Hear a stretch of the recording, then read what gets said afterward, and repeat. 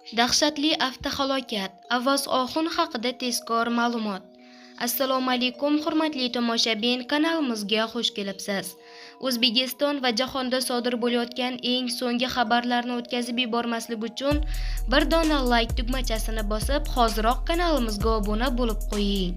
Diqqat qiling. Qiziqchi Avaz Oxun Andijon-Qo'qon katta trassasida ayol va qizi bilan ketayotganida rolda uxlab qolib oilaviy avtohalokatga uchragani, o'sha kunni hayotidagi eng og'ir kun deb hisoblashi haqida gapirib berdi.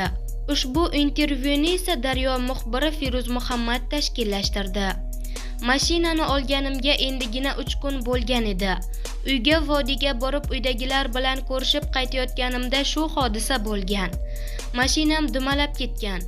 Bir payt ko'zimni ochib qarasam, mashinam ag'darilib yotibdi.